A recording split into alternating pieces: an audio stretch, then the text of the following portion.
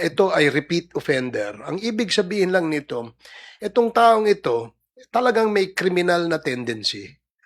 At hindi dahil sa administrasyon ni Juan, ni Pedro, ang dahilan kung bakit siya nanaksak. Siya ay repeat offender, siya ay isang kriminal at dapat siya ay pinaparusahan sa ilalim ng ating batas. May nabalita nga po na isang delivery rider na nasaksak at napatay. I think this is related kay Kong Terry and kay former Kong Robert Ace Barbers. May isang delivery rider na nasaksak at napatay ng isang repeat offender daw. Ang sabi, trip lang daw niya yung pagkakasaksak doon sa rider. Yung rider may 3-year-old na anak na may autism daw. This case has stirred public opinion about the resumption ng kamay na bakal na governance.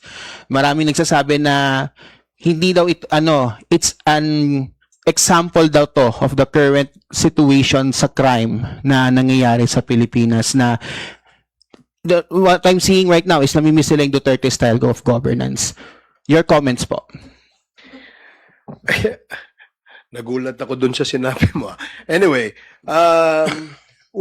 kinalulungkot natin ang nangyari doon sa ating rider, no? At tayo po ay nakikiramay sa kanyang pamilya. Pangalawa, itong pangyayaring ito na sinasabi nga ay trip lang. Of course, kinukundina natin 'yan, no? Hindi naman ito dapat mangyari, no? Pero gaya ng sinabi mo, Red, na ito ay repeat offender. Ang ibig sabihin lang nito, itong taong ito talagang may criminal na tendency. At hindi dahil sa administrasyon ni Juan, ni Pedro, ang dahilan kung bakit siya nanaksak. Siya ay repeat offender, siya ay isang kriminal at dapat siya ay pinaparusahan sa ilalim ng ating batas. Now, kung sinasabi nating namimiss ba natin yung bawat kanto may patay? Yung ba ang gusto nating nakikita araw-araw? Yan ba ang ehemplo ng isang tinatawag na kamay na bakal? Yung kaliwat kanan may nakikita kang tumutumba, may namamatay, at sinasabing nanlaban, at sinasabing droga ang dahilan? I guess, hindi yun yung dapat nating tinitingnan, no? Ang importante dito, yan ba ay mapapanagot sa batas? Kung siya ay nahuli at siya ay at merong ebidensya, dapat siyang managot, no? Dapat yan ikulong. Kung maaari nga mabulok sa kulungan, mas maganda, no? Dahil sa kanyang ginawa, hindi niya isinaalang-alang yung pamilya nitong rider na ito, no? Kung sasabihin niyang iyan ay trip lang, mas magandang mag-trip ka sa bilibid, no? Doon mo tingnan kung yung pagiging kriminal mo dapat ba doon sa loob ng bilibid. Again, no, let me say and emphasize na hindi ho ito usapin ng administrasyon. Ito ay usapin ng tendency nitong taong ito na maging isang kriminal, no? Kahit pa ilang trilyon ang paghingi mo ng tawad suspect doon sa pamilya sa Move It Rider na pinatay mo, sinaksak mo at kinaranap mong motor nito, hindi na maibabalik ang buhay nito.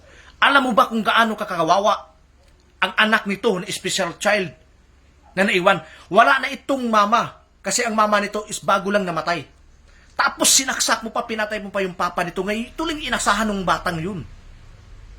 Kahit pa anong gawin mo, kahit pa maglumpasay ka pa dyan, kahit pa iyak ka pa ng dugo, hindi na maibalik mo ang buhay ng rider na yun. Kamuti ka. Hindi ka naghanap buhay ng patas. Inagaw mo lang sana yung motor, hindi mo lang sana sinaksak, kamuti ka talaga. Hindi, yung nangyari sa'yo, kulang pa yan yung bugbog na inabot mo. Kung nagkataon na tayo ang nagkaharap, sabi ko sa'yo, tatanggalin ko talaga yung balat mo. Uubusin ka. Nagigigil ako sa'yo, kamuti ka. Dapat naghanap buhay ka na maayos. Ang tao naghanap buhay na maayos, sinuong yung ulan, init, alikabok, para makapaghanap buhay, makauwi ng pagkain doon sa pamilya, lalo sa anak na special child, pinatay mo pa, kamuti ka. Wala kang kwenta kahit paanong gawin mo. Kahit paanong gawin mo. Kahit mamabulok ka pa sa kulungan, hindi mo na maibabalik ang buhay ng rider na yun. Kawawang kawawa yung anak noon. Special child pa, yun ang inasahan kasi wala nang magulang, wala nang nanay kasi patay na rin yung nanay. Bago lang namatay. Kinaganyan mo pa. Kung inagaw mo na lang sana yung motor, kamuti ka. Hindi mo na sana sinaksak. Kamuti ka, nakakagigil ka. Kahit paanong gawin mo, hingi-hingi ka ng tawad, kahit pa ilang trilyon pang hihingi mong tawad, lumpasay ka pa dyan, hindi mo na ibalik ang buhay nun. Anak ka ng tipaklong. Dapat balatan ka ng buhay. Nakakagigil ka, kamuti ka. Kamuti ka talaga.